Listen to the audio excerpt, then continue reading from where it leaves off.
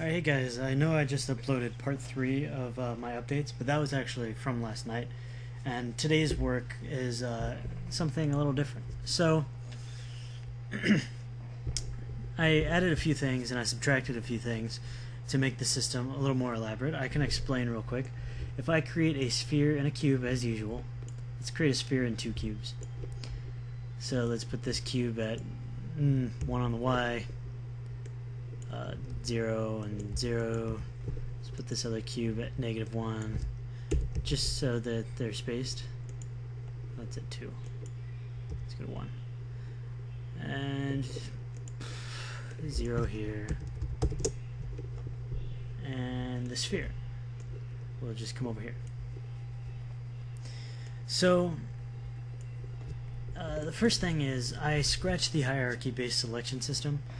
So if I put this cube inside of the sphere, you can see it no longer appears over here.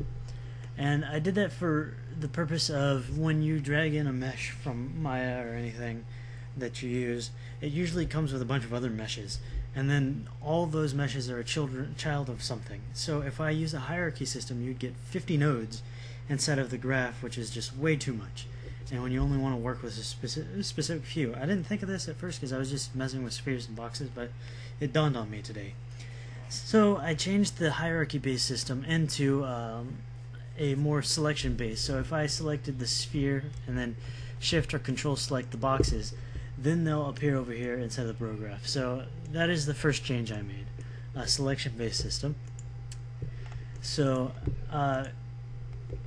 you'll also notice that when I select it down here, it obviously can't select that specific one in the viewport because now you want to keep all of them inside of your graph, and if it selects that one in the viewport, then the other ones would disappear from the graph.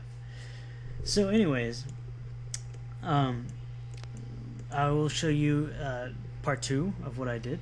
So first of all, you select the node you want, and then you add your event that you want. These two will both have a transition. This one's Y is at 1. Let's go to 2 on the X in 2 seconds. And let's go to this one's transition, and it's at -1. And let's go to 4 on the X in 2 seconds. Alright, so now if I select my sphere and I do a click event. Now the part 2 of what I did was multiple outputs. I already did multiple inputs in the last one, so multiple outputs on this one. So I can click and drag the on-click to the cube, and then I can click and drag the on-click to the other cube. So now this one output can go to multiple nodes, which obviously gives you so much more power over your scenes and everything that happens. So if I hit play and I click on this cube or this sphere, one of the cubes will go to 2 and one of the cubes will go to 4, and since they're both at 2 seconds, they'll arrive at that time. So just for the fun of it, I'm going to add a timer here and then another transition, and then I'm going to add a timer here and another transition. So this will go into the timer, and the timer will go to this transition. Same here.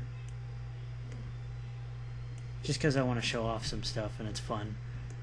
So they'll both wait 3 seconds, and then they'll translate back to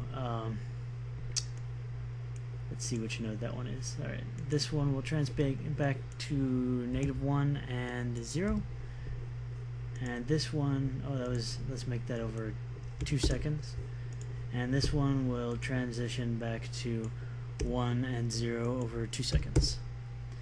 So now let's select these so it looks pretty over here again. Alright, sorry about that jump there. I had to run off and fix something real quick. Where was I? Right. So I connected these up. I was actually at the very end here. So we want to keep this pretty here and connected. So if I hit play and then I click, they'll run over there.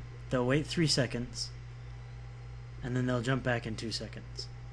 Sorry about the slight lag, that's just my video recording thing. So that's what I added.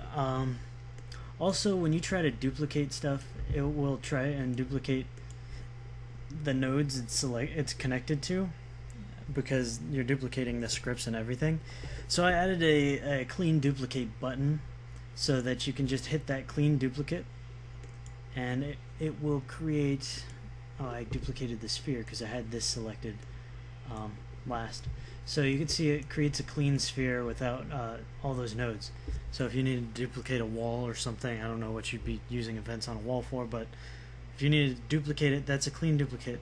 And I'm planning on adding a option for when you duplicate to keep the events, so that obviously not the connections, because that just goes haywire. So but to keep the events so that you can duplicate it and still have the events and have it associated to something else, or maybe just rewire it back. So yes, that's the clean duplicate, and multiple outputs, and a new system for showing the graph as hierarchy turns out not to be the best. So that's part 4, and thanks for watching.